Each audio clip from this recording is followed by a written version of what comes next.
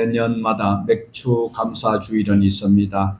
그래서 그 제목은 해마다 달라질 수 있는데 올해는 특별히 첫 열매를 드리는 감사의 신앙이라는 제목으로 하나님의 말씀을 우리가 본문에 의지해서 한 절 한 절 찾아보고 그 뜻을 쫓아가기를 원합니다.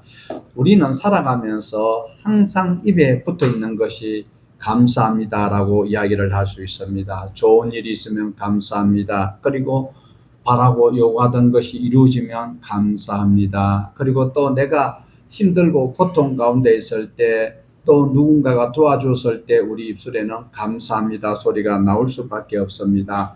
이것은 일상에서 우리가 감사하는 일이고 하나님께서 말씀하시는 성경에 기록되어 있는 그 감사는 그보다 훨씬 더 깊고 넓다라는 것입니다. 세상은 결과를 바라보고 감사하지만 성경은 결과 이전에 그 모든 것들을 이루어 가시는 그 하나님을 생각하면서 감사하도록 요구를 하고 있습니다.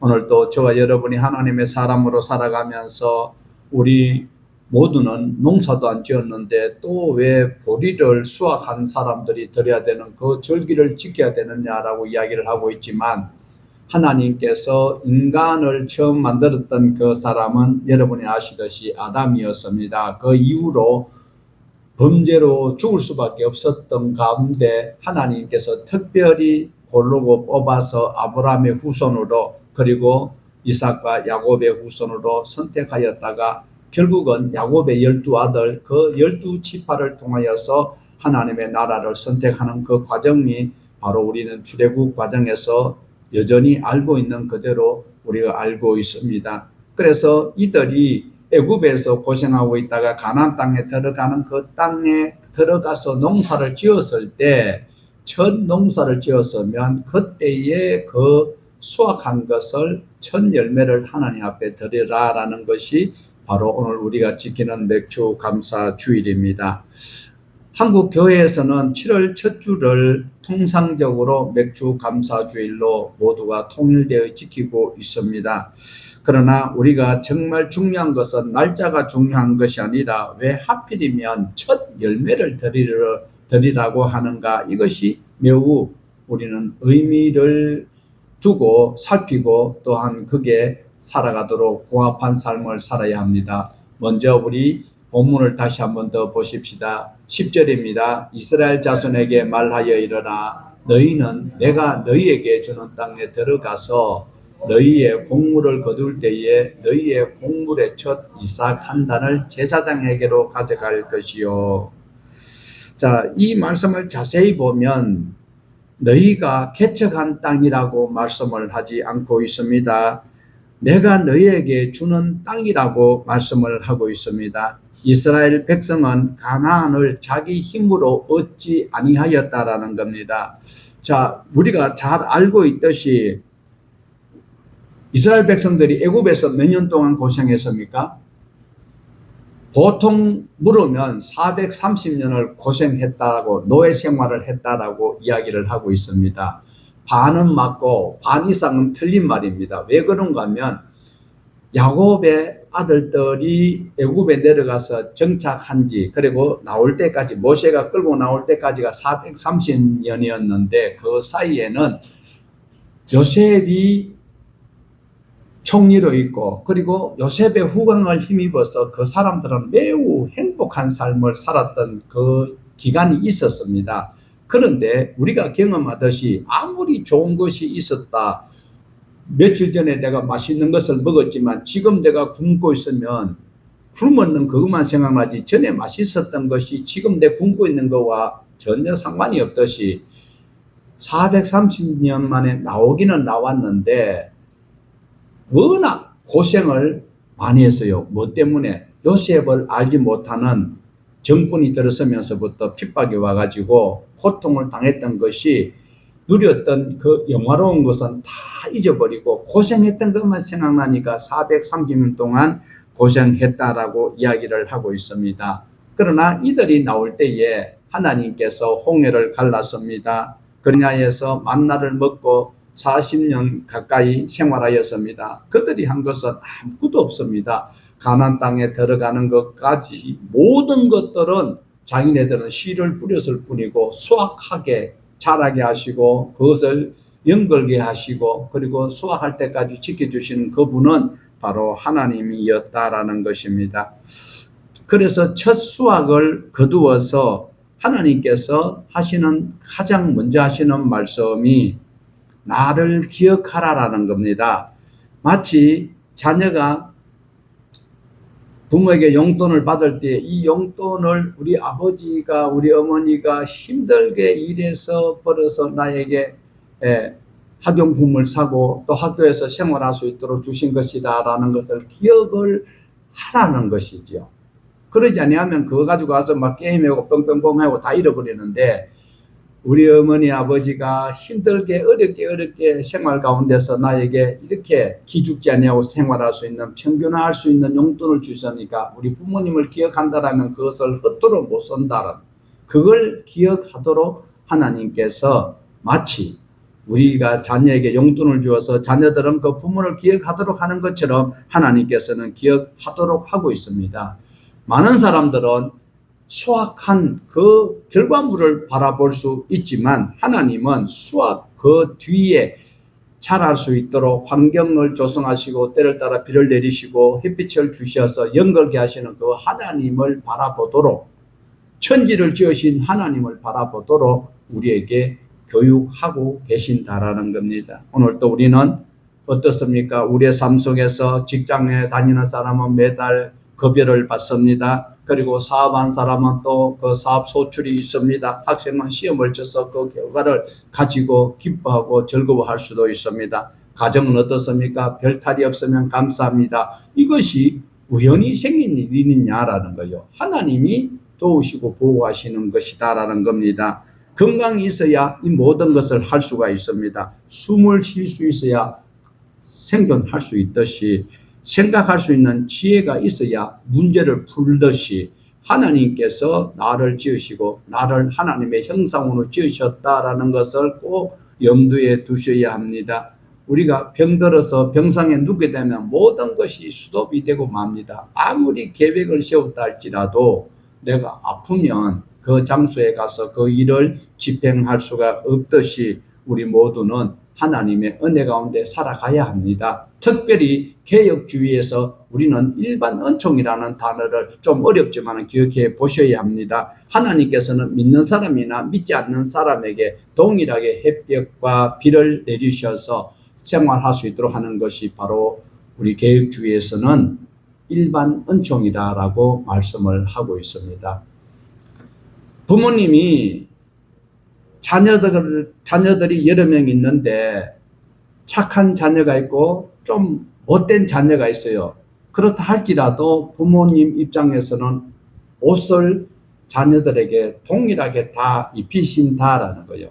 저 얄미운 놈이니까 나는 옷을 안 입히겠다. 발가벗겨서 생활하도록 하지 아니하는 그 부모님의 마음이 바로 우리가 생활하는 것은 교회 안 다니는 사람이나 교회 다니는 사람이나 모두가 살 수 있도록 하나님께서 베푸시는 일반 은총이다라는 겁니다. 그래서 감사는 어디에서 출발하는가 하면 환경에서 출발하는 것이 아니고 기억에서 감사가 출발한다라는 겁니다. 은혜를 기억하는 사람은 감사를 표할 수밖에 없습니다. 은혜를 잊은 사람은 원망밖에 하지 않는다라는. 애굽에서 나올 때에 홍해 갈라지고 할 때는 딩가딩가 춤을 추고 난리가 납니다. 출애굽기 15장에 보면 모세 노래 부르고 난리인데 사흘 가니까 마실 물이 없으니까 어떻게 됐어요? 너희들이 우리를 애굽의 그 가마 곁에 풍성하게 묵고 잘 사는 걸 우리가 불러내가지고 여기서 이제 마실 물도 없고 굶어 죽게 만들었다. 이게 타락된 인간의 그 본성이다라는 거예요. 그러니까 하나님의 은혜를 잊어버리면 제일 먼저 다가오는 것이 불평이고 원망이다라는 겁니다. 저는 누수를 가끔 가다 보면 우리가 이제 명절 때마다 갈 때에 물론 철도를 이용할 수도 있지만 고속도로를 이용할 수가 있습니다. 경부고속도로를 만들 때 많은 야당 사람들이 반대를 했어요. 그러나 지금은 그때의 고속도로를 만들지 않았다면 우리 대한민국이 지금 어떻게 되었을까? 그러나 그 고속도로로 지나가던 야당 총수들이 가장 먼저 갔던 사람이 김영삼 대통령이 자기 고향 갈 때 그 고속도로로 가면서 참 박정희가 이건 잘했다 이 소리를 했을까요? 아니면은 쓸데없는 짓 했다 이랬을까요? 그러니까 우물을 파가지고 우리가 우물샘을 먹을 수 있을 때마다 우물을 판 사람을 기억할 수 있는 그 사람이 훌륭한 사람이에요. 우리가 생활 가운데서 나를 지금 존재케 하시는 그 분이 있다. 우리 부모가 아니고 내가 좋은 학연과 인맥을 통해 사는 것이 아니고 하나님께서 지키시고 보호하신다라는 걸 아는 사람이 대한민국 사람인 거예요. 왜? 애국가에 보면 하나님이 보호하사 하나님의 손길을 잊어버리지 아니하는 맥주 감사주일에 여러분이 주인공이 되기를 원합니다.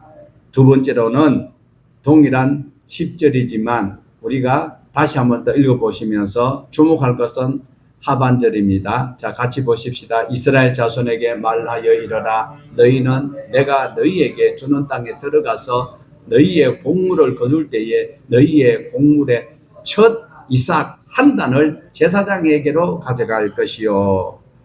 여기에서 분명히 주목해야 되는 것은 첫 열매, 첫 이삭이다라는 것입니다.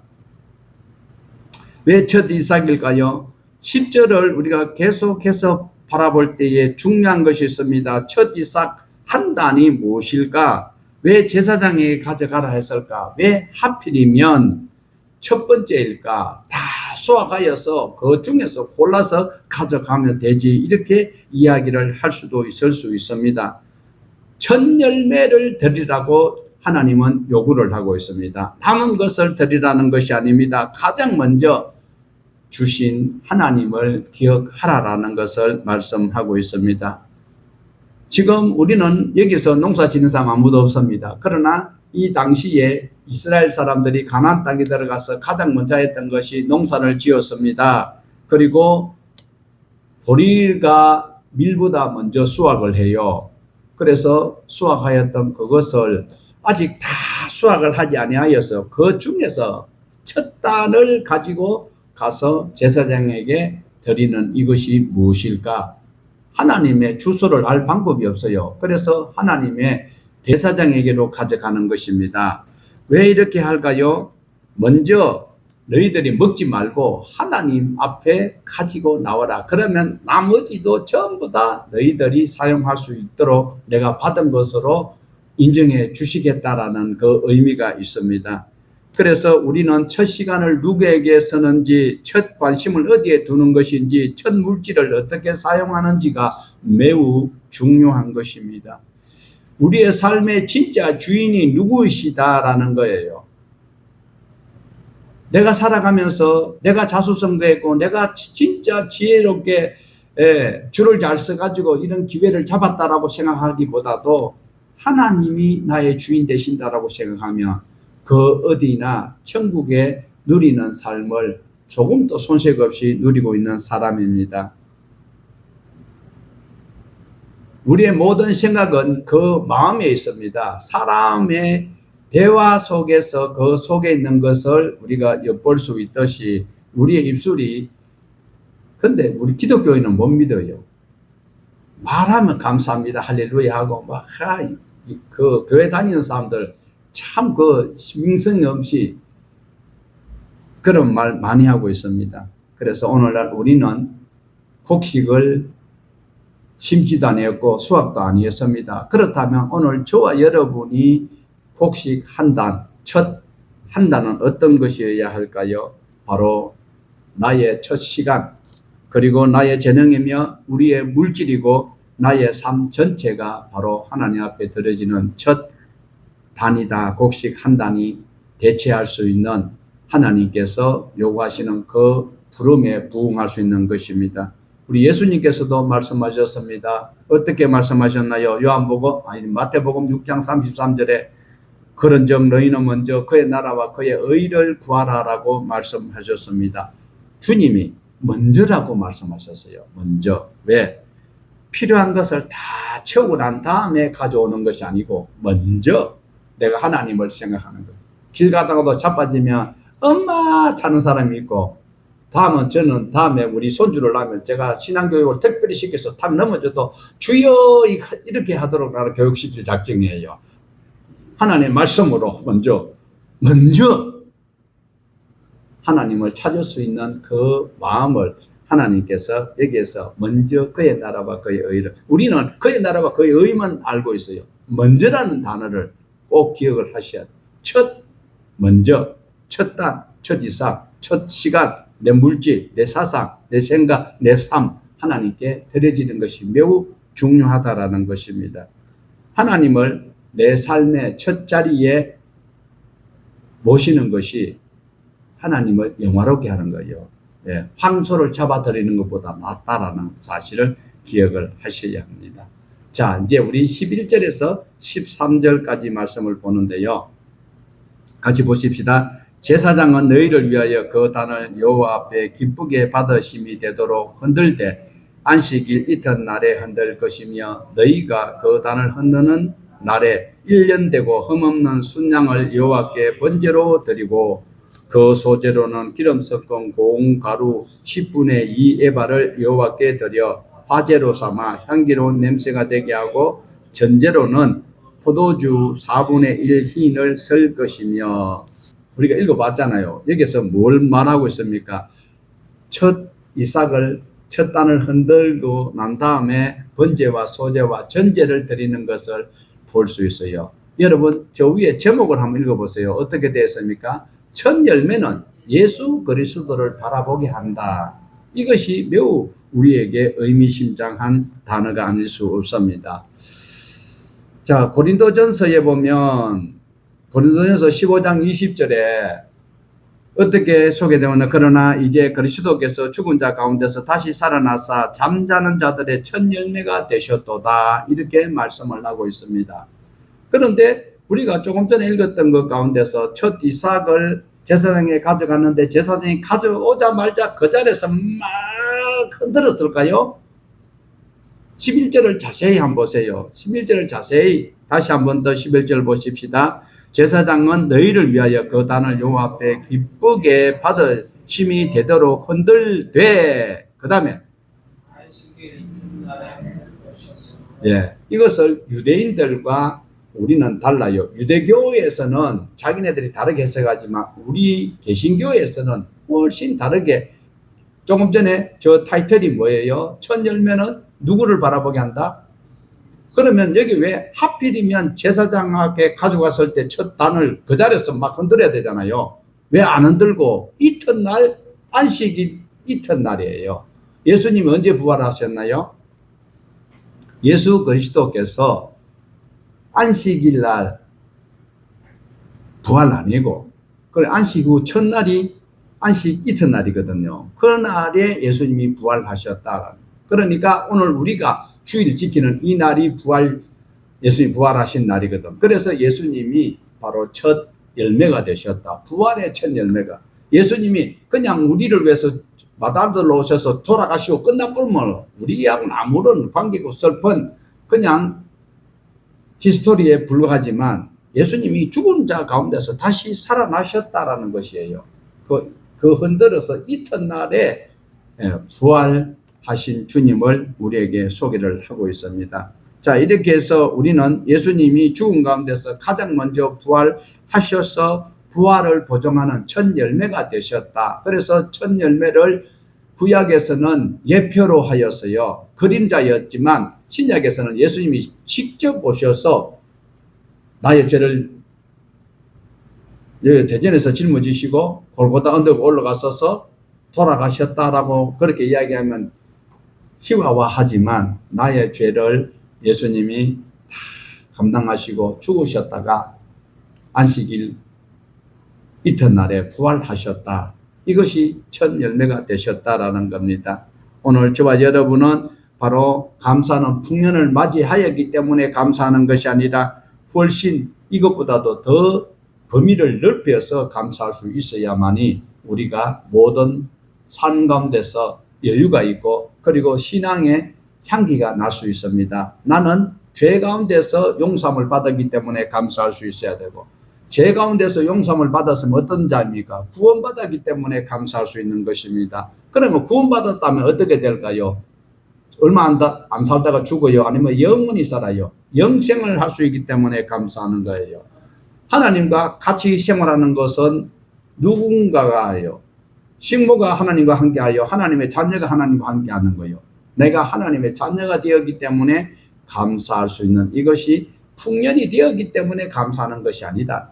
나는 이미 하나님 앞에 죄 용서함 받았고, 그리고 구원함을 받았고, 영생을 할 수 있고 하나님의 자녀가 되었기 때문에 감사하는 자에게는 들어가도 복을 받고 나가도 복을 받고, 환난이 있고 걱정이 있어도 넉넉히 이길 수 있는 힘을 하나님께서는 천군 천사를 동원하여 지키시고 인도해 주심을 믿으시기를 바랍니다.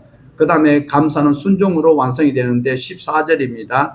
너희는 너희 하나님께 예물을 가져오는 그날까지 떡이든지 볶은 곡식이든지 생이 싹이든지 먹지 말지니 이는 너희가 거주하는 각처에 대대로 지킬 영원한 규례니라. 하나님이 먹지 말래요. 여기서는요.